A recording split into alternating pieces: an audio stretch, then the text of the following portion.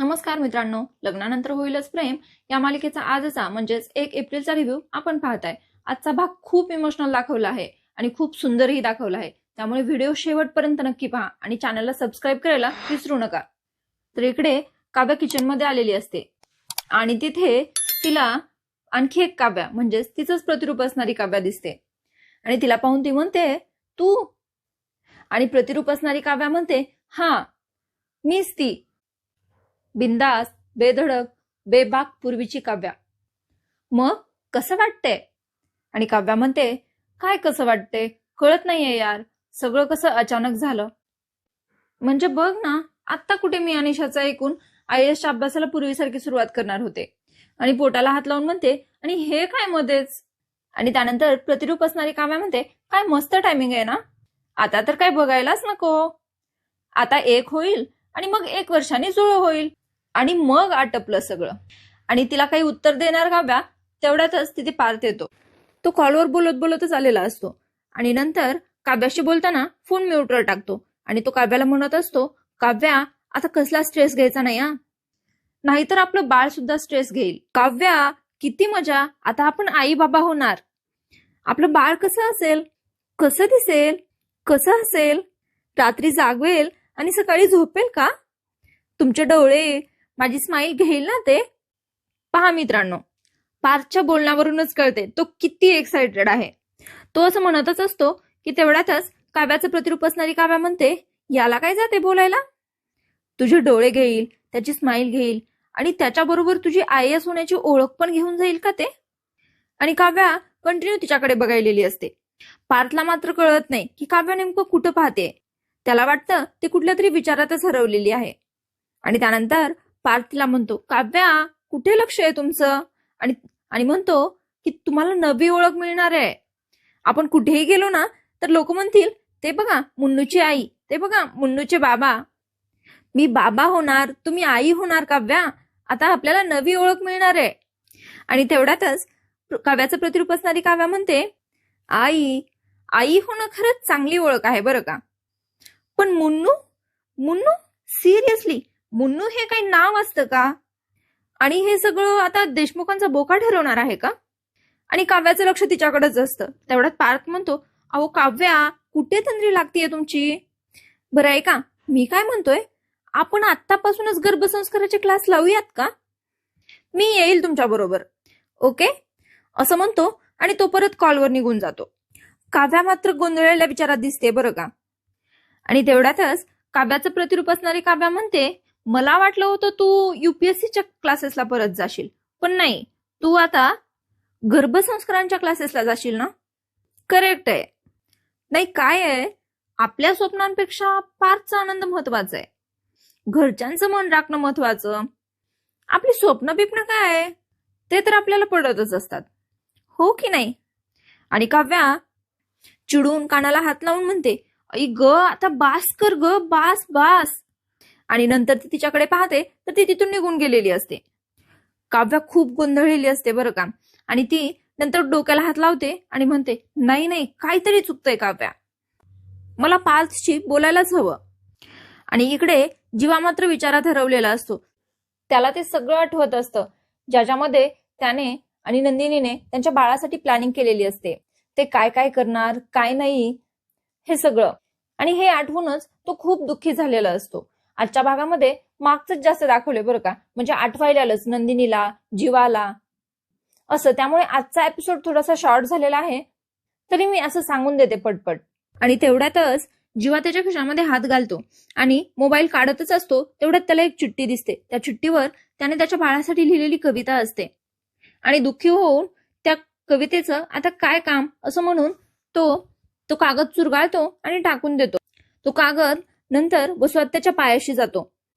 वसुहत्या ती चिठ्ठी उचलते आणि पाहते तर म्हणते ही तारीख तर कालची दिसतेय, म्हणजे जीवाने ही कविता नंदिनीसाठी लिहिली आहे तर.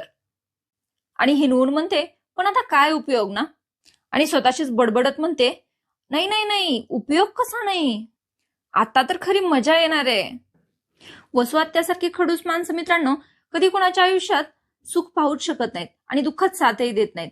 अशी माणसं प्रत्येकाच्याच आयुष्यात असतात. त्यामुळे अशा माणसांकडे लक्ष नाही द्यायचं. आपण आपलं आयुष्य जगत राहायचं, कारण आयुष्य खूप सुंदर आहे. त्यामुळे पॉझिटिव्हली घ्यायचं आणि आपले प्रयत्न करत राहायचे. त्यानंतर सगळेजण डायनिंग टेबलकडे येत असतात. मानिनी म्हणते, मिथुन भाऊजी कुठे गेले कुणास ठाऊक, मला दिसलेच नाहीत. आणि तेवढ्यातच तिथे मिथुन काका येतो आणि म्हणतो, वहिनी आप हमें वहां ढूंढ रहे हैं और हम यहाँ खड़े हैं और हाथ में देवी माँ का प्रसाद लेके आए हैं. म्हणतो, मंदिरात गेलो होतो, आपल्या नंदिनीसाठी नवस बोलला, बरं तिला अगोदर प्रसाद द्या आणि बाकीच्यांना नंतर घ्या. असं म्हणून तो प्रसाद मानिनीच्या हातात देतो आणि मिथुन काकाही जेवणासाठी बसतो. आणि अशी गोंधळलेल्या अवस्थेत काव्या तिथे आलेली असते. ती पार्थला शोधत असते. मानिनीला म्हणते, पार्थ कुठे गेले, मला जरा बोलायचंय त्यांच्याशी. आणि मानिनी म्हणते, आता बोलू वगैरे नका, नंतर बोला प्लीज, चला बसा जेवायला. अगं पार्थचा अजून फोन कॉल संपलाच नाहीये, आपण खाऊन घेऊया, तोही येईल तोपर्यंत. आणि तेवढ्यातच इथे पार्थ आलेला असतो. आणि नंतर काव्या त्याला म्हणते, कुठं होता तुम्ही. पार्थ म्हणतो, लॉन मध्ये होतो. आणि का हो, होणाऱ्या आईसाहेब. आणि तेवढ्यातच विक्रम म्हणत असतो, बर बर बर, आज काय बेत आहे मग. आणि त्यानंतर मानिनी जो काही मेनू आहे तो सांगत असते. आणि लगेच मिथुन काका म्हणतो, वहिनी दुधी भोपळ्याचं मटण पण आहे, सांगा. अशी मिथुन काका चेष्टा करत असतो. आणि मानिनी हसत म्हणते, गप्प बसावं. मिथुन काकासारखी गोड माणसं, म्हणजे दुसऱ्याच्या सुखात सुख मानणारी माणसं या आयुष्यात असतात बरं का मित्रांनो, परंतु ते खूप कमी असतात, खूप रेअर मिळतात. आणि आता सगळेजण जेवणारच असतात. तेवढ्यात नंदिनी काव्याला म्हणते, बरं काव्या, तू भरीत खाऊ नको हा, काय ते वातुळ असतं. आणि आता तुला तुझ्या एकटीचा नाही तर बाळाचा विचार करून खायला पाहिजे. आणि त्यावर मानिनी म्हणते, अगदी बरोबर आहे. आणि लगेच विक्रम हसून म्हणतो, ही आपली नंदिनी आहे ना, ही मिनी मानिनी आहे, मिनी मानिनी. आणि विक्रम काव्याला म्हणतो, काव्या, आता 2-2 काळजी भाऊ सरकार आहेत बरं का घरात, त्यामुळे काळजी करायची नाही. आणि त्यावर मिथुन काका म्हणतो, मला ना लईच भारी वाटतं बरं का नंदिनी. अरे काय प्रेम आहे बहिणी बहिणींचं एकमेकींवर. आणि तेवढ्यातच तिथे वसुहत्या आलेली असते आणि म्हणत असते, नाही पण खरंच जीवा आणि नंदिनीचं करावं तेवढं कौतुक कमी आहे. हो बघ ना मानिनी, अगं एकीकडे नंदिनी तिच्या बहिणीच्या खाण्यापिण्याची किती काळजी घेते, हो की नाही. आणि दुसरीकडे हा आपला जीवा, त्याने तर होणाऱ्या आई बाबांसाठी म्हणजेच पार्थ आणि काव्यासाठी इतकी सुंदर कविता लिहिली आहे ना. आणि जीवाला म्हणते, ए जीवा, आय एम सॉरी हा, मी चुकून वाचली ही कविता, पण खरंच खूप छान लिहिली आहेस आई बाबांवर कविता. आणि म्हणते, मी काय म्हणते, वाचून दाखवतोस का सगळ्यांना. हा दाखव ना वाचून. असं म्हणून वसुहत्या जीवा आणि नंदिनीच्या जखमेवर मीठ चोळत असते. आणि त्यानंतर नंदिनीलाही ते आठवतं जेव्हा जीवाला ती कविता वाचून दाखवण्यासाठी सांगत असते. आणि जीवा म्हणत असतो की तू रिपोर्ट्स दाखवलेस का, मला वाचायला दिलेस का, तू उद्या देणार आहेस ना, तर मग मी कविता ही तुला उद्याच वाचून दाखवणार आहे. आणि वसुहत्या मुद्दाम म्हणते, पार्थ आणि काव्या, लक्ष द्या बरं का, तुमच्यासाठी लिहिली आहे कविता. आणि ती तिच्या हातातली चिठ्ठी जीवाकडे देत म्हणते, अरे घे घे आणि पटकन वाच कविता. जीवाने ही कविता त्याच्या बाळासाठी लिहिलेली असते आणि तो म्हणतच असतो, ही तर मी असं म्हणणार. तेवढ्यातच वसुहत्या म्हणते, अरे जीवा, थांबलेत सगळे, चल चल वाच पटकन कविता. आणि जीवाला धीर देण्यासाठी नंदिनीने त्याचा हात घट्ट पकडलेला असतो. आणि त्यानंतर जीवा कविता वाचतो, इवल्याशा पायात पैंजण हो रुंझुनशी, इवल्याशा पायात पैंजण हो रुंझुनशी, आधी आई म्हणशील की आधी बाबा म्हणशील, सानुल्या हातात काळ्या मण्यांच्या पोती, सानुल्या हातात काळ्या मण्यांच्या पोती, तुला तीट लावती घरातली सगळी नाती, पायात वाजत राहील सोन्याचा वाळा, पायात वाजत राहील सोन्याचा वाळा, सगळ्यांच्या मनात दरवळेल जिवाळा, दारातल्या झाडासारखा रोज थोडा थोडा बहरशील, दारातल्या झाडासारखा रोज थोडा थोडा बहरशील, आधी आई म्हणशील की आधी बाबा म्हणशील, पालथा होशील रांगू लागशील जरा, पालथा होशील रांगू लागशील जरा, हसशील तेव्हा सांडशील चा चा, असं म्हणतच असतो जीवा. पण त्याला काही पुढे ती कविता म्हणवलीच जात नाही बरं का, कारण त्याच्या मनामध्ये दुःखच तेवढं असतं. त्यानंतर तो खाली पडलेला, जीवाच्या हातून खाली पडलेला कागद नंदिनी उचलते आणि नंदिनी ती कविता पुढे कंटिन्यू करते.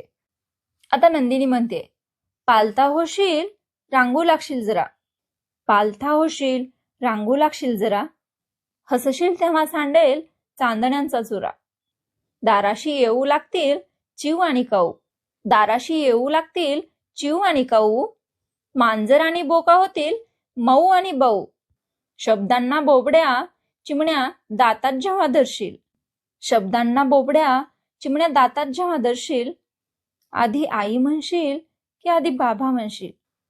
बाळ पुसून टाकतं घरातले हेवे दावे, बाळ पुसून टाकतं घरातले हेवे दावे, बाळाच्या येण्याने भिंतींना चढतात रंग नवे.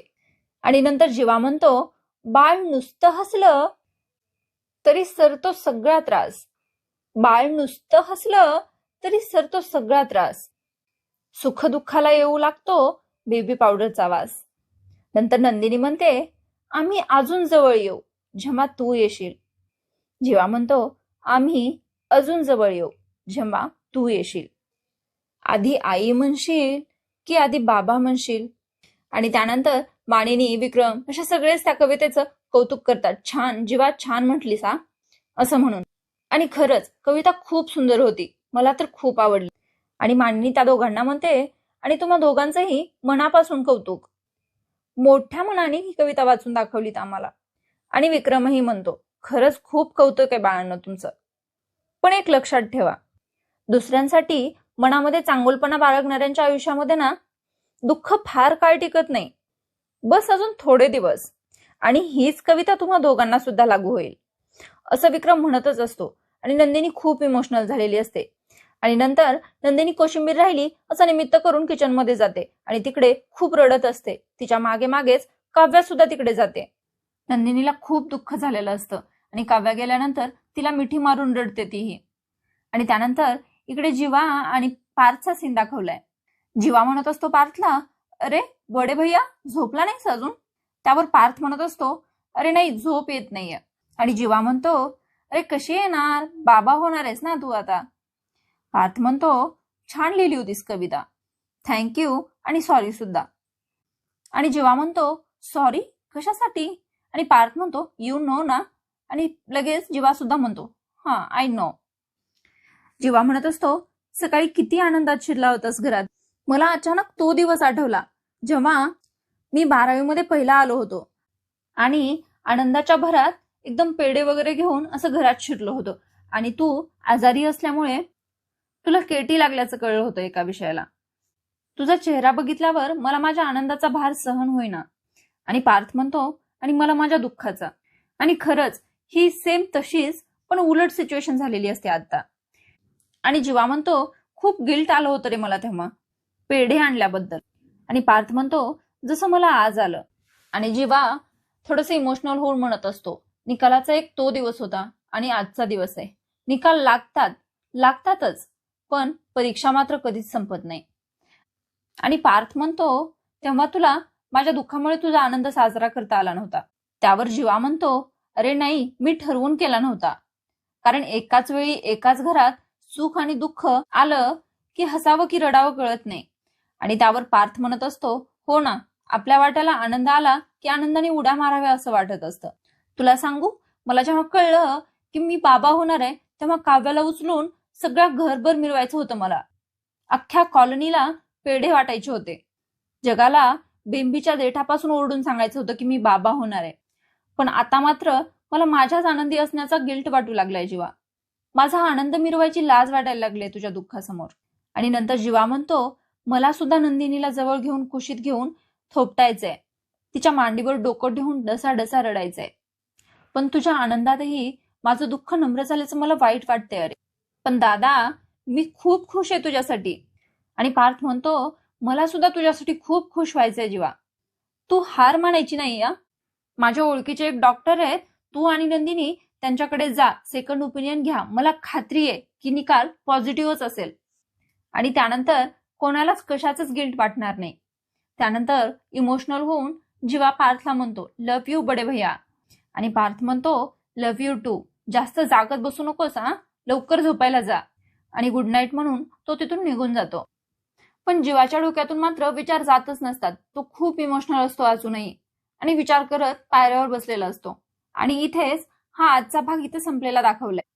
आणि उद्याच्या भागामध्ये आपल्याला दाखवलंय की काव्या म्हणत असते, मला आई व्हायचंय पार, पण मी तयार आहे की नाही कळत नाहीये मला. मी खूप गोंधळले. एकीकडे माझा अभ्यास, दुसरीकडे हे बाळ, कसं मॅनेज करणार आहे मी. आणि पार्थ म्हणत असतो, काव्या मी आहे ना तुमच्यासोबत. तर काव्या म्हणते, आई होणं खूप मोठी जबाबदारी आहे पार्थ. आणि त्यानंतर पार्थ म्हणतो की तुमच्या मनात आई होण्याबद्दल जर शंका असेल तर. आणि इथेच संपलेला दाखवलाय भाग. आता उद्याचा एपिसोड पाहणं सुद्धा खूप रंजक ठरणार आहे. आजचा एपिसोड खूपच इमोशनल होता. आणि कसं असतं ना मित्रांनो, आपण एखादी सिरियल पाहतो किंवा मूवी पाहतो तेव्हा त्याच्यासोबत अटॅच झालेले असतो इमोशनली. आणि त्यामुळे तिथे काही वाईट झालं तर आपल्यालाही वाईट वाटतं. तसं या मालिकेमध्ये सध्या खूप इमोशनल चालू आहे, तर हे आपल्यालाही थोडंसं इमोशनल फील होतंय बरं का. मला तर आजचा भाग खूपच आवडलेला आहे. तुम्हाला आजचा भाग कसा वाटला ते कमेंटमध्ये नक्की सांगा आणि चॅनलला सबस्क्राईब करायला विसरू नका. चला तर मग उद्या भेटूया.